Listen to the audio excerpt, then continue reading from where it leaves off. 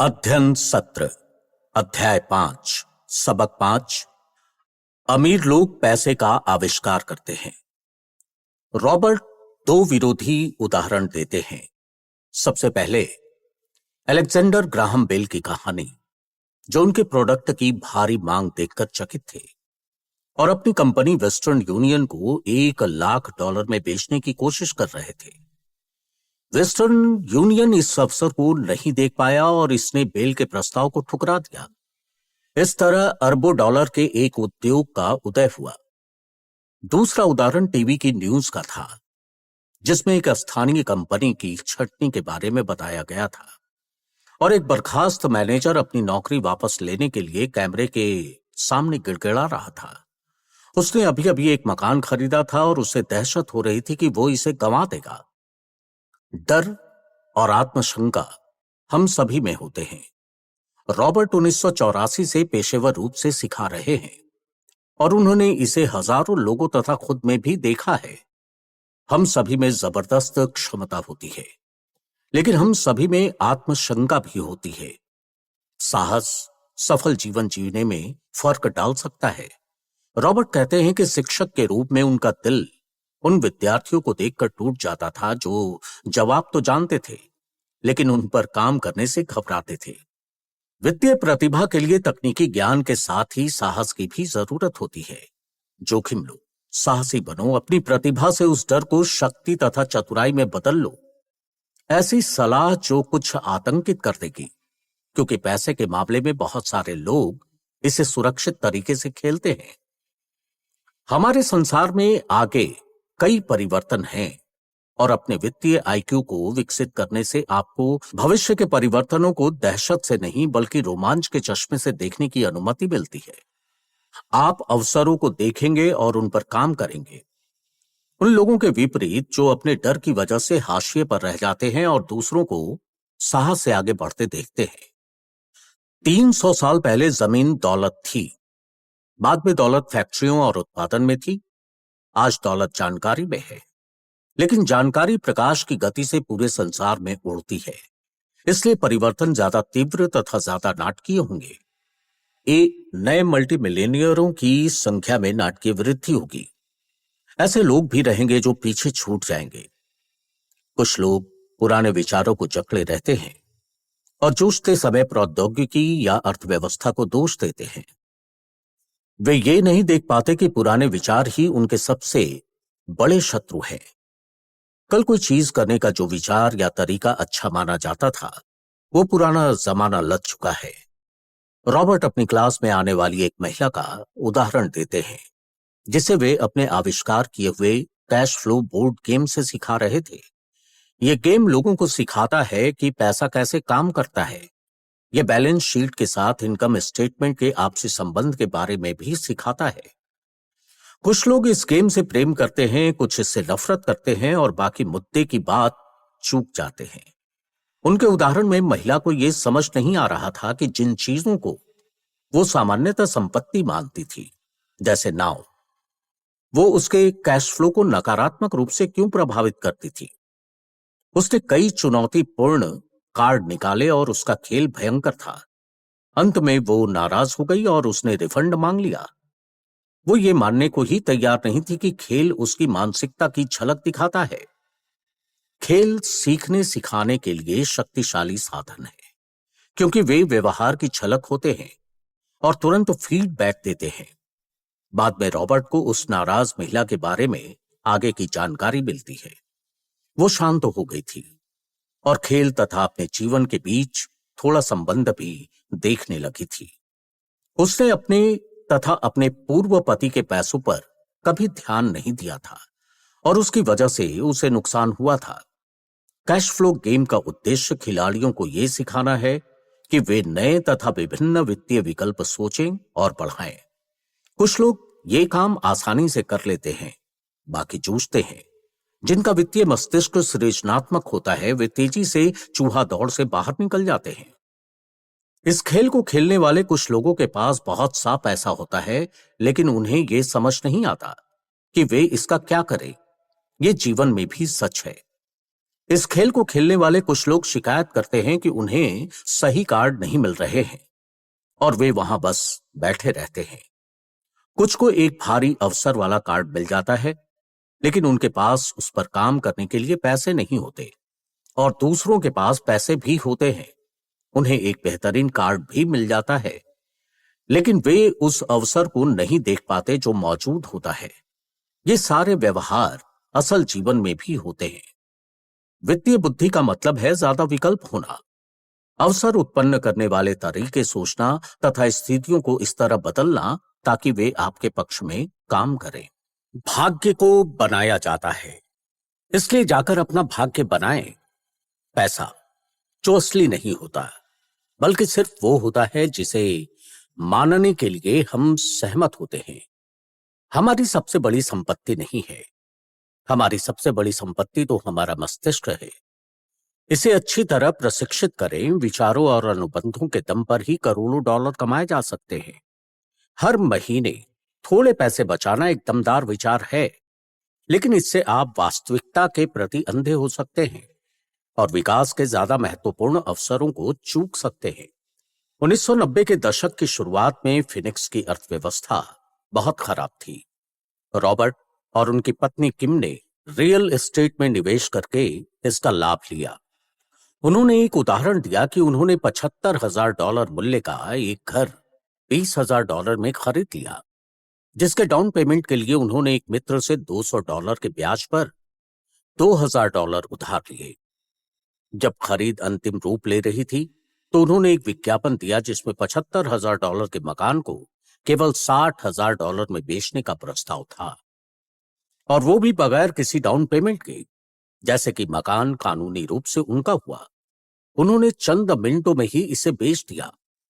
हर व्यक्ति खुश था और खरीदार से प्रोमिसरी नोट के रूप में रॉबर्ट की संपत्ति वाले कॉलम में $40,000 उत्पन्न हो गए। 10% ब्याज पर कैश फ्लो में हर साल $4,000 आने लगे और उनकी आमदनी बढ़ गई। कुल कामकाजी समय 5 घंटे, और अगर खरीदार अंततः भुगतान न कर पाए तो वे घर को जब्त करके दोबारा बेच देंगे। ये हर महीने टैक्स के बाद बचत करने की रणनीति से ज्यादा लाभकारी है। ये कानूनी है। एस्क्रो कंपनी भुगतान की सर्विसिंग को संभालती है और रॉबर्ट या किम टॉयलेटों की मरम्मत के सिरदर्द से बचे रहते हैं, क्योंकि खरीदार खुद मकान का मालिक होता है। कुछ साल बाद फिनिक्स का बाजार उठ गया और अब वहां ज्यादा अच्छे सौदे नहीं मिल सकते थे, इसलिए वे आगे बढ़ गए। आप जहां हैं वहां बाजार की परिस्थितियां अलग हो सकती हैं, इसलिए हो सकता है कि ये रणनीति आपके लिए काम ना करे, लेकिन ये उदाहरण बताता है कि किस तरह एक सरल वित्तीय प्रक्रिया से लाखों डॉलर कमाए जा सकते हैं, और वो भी बहुत कम पैसे तथा जोखिम के साथ। ये इस बात का उदाहरण है कि पैसा और कुछ नहीं, केवल अनुबंध है। आप क्या ज्यादा पसंद करेंगे? कड़ी मेहनत करना, टैक्स देना और बचे हुए पैसों से बचत करना, जिसमें किसी तरह की बढ़ोतरी पर दोबारा टैक्स लगेगा, या फिर अपनी वित्तीय बुद्धि को विकसित करने में समय लगाना? बाजार ऊपर जाते हैं और नीचे आते हैं, निवेश आते हैं और जाते हैं। संसार आपको जीवन में एक बार मिलने वाले अवसर हमेशा थमाता रहता है। आपको तो बस उन्हें देखने की जरूरत होती है। रॉबर्ट पोर्टलैंड ऑरेगन में एक गिरे हुए बाजार में $45,000 में एक मकान खरीदने का उदाहरण देते हैं, जिसे उन्होंने बहुत कम मुनाफे पर किराए पर दिया था। लेकिन एक साल बाद बाजार में उछाल आ जाता है और वे इसे $95,000 में बेच देते हैं। होने वाले मुनाफे का निवेश वे विवर्टन ऑरेगन के 22 यूनिट और $3 लाख वाले एक अपार्टमेंट हाउस में कर देते हैं। 2 साल बाद वे उसे भी बेच देते हैं और मुनाफे को फिनिक्स में 30 यूनिट वाली एक अपार्टमेंट इमारत को खरीदने में लगा दिया जाता है। यह अपार्टमेंट $8,75,000 का है। कुछ साल बाद एक निवेशक ने इसे खरीदने के लिए $12 लाख का प्रस्ताव रखा। यह उदाहरण बताता है कि किस तरह एक छोटी राशि एक बड़ी राशि बन सकती है। आप अपनी वित्तीय बुद्धि को जितना ज्यादा विकसित करते हैं, जिसमें समय लगता है, आपको उतने ही ज्यादा अवसर मिलेंगे। रॉबर्ट का दर्शन अपने संपत्ति वाले कॉलम में बीज बोना है। छोटी शुरुआत करें और बीज बोएं। कुछ उगते हैं, कुछ नहीं उगते हैं। कुछ छोटे निवेशों से मिलियनों में बदल जाते हैं। रॉबर्ट और टिम के पास एक स्टॉक पोर्टफोलियो भी है, जहां वे ज्यादा जोखिम वाली निजी कंपनियों को खरीदते हैं जो सार्वजनिक होने वाली होती है। ये एक जोखिम है, लेकिन आप अपनी वित्तीय बुद्धि को जितना ज्यादा विकसित करते हैं, जोखिम उतना ही कम हो जाता है। आप जितने ज्यादा चतुर होते हैं, संभावनाओं को हराने के आपके अवसर उतने ही बेहतर होते हैं।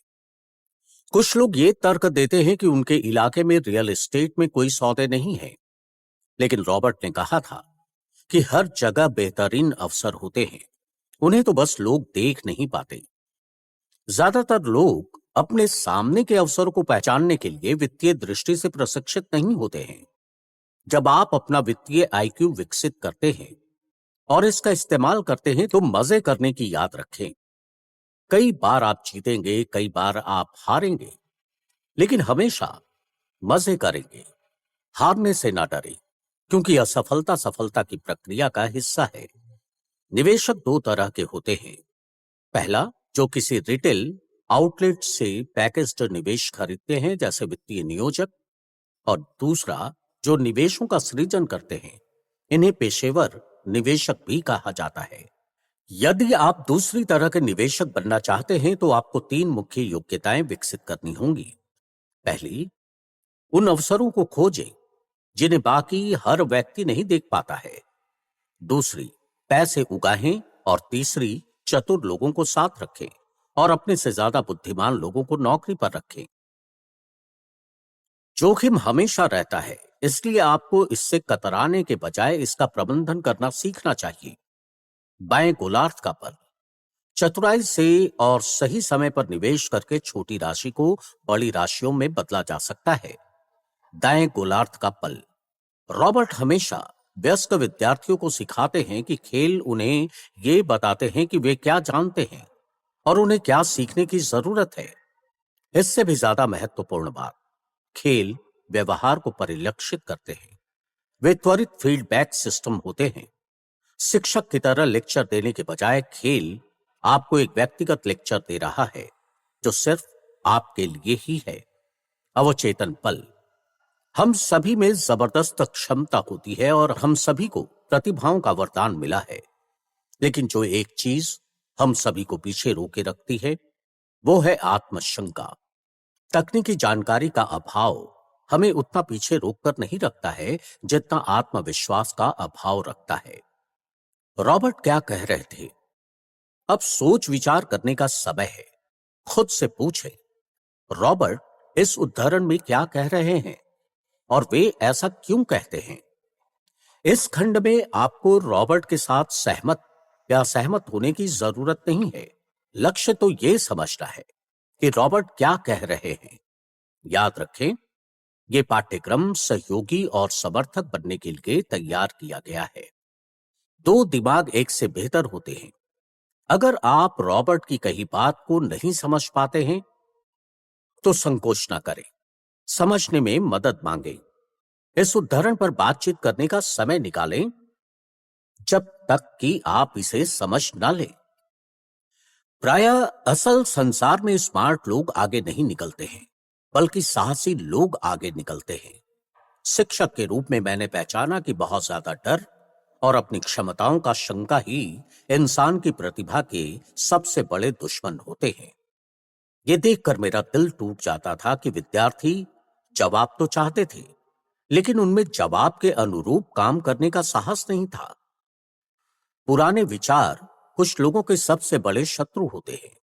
ये विचार शत्रु इसलिए होते हैं क्योंकि उन्हें ये बात पता ही नहीं होती कि जिस पुराने जमाने में वो विचार या कार्यशैली अच्छी थी, वो पुराना जमाना अब जा चुका है।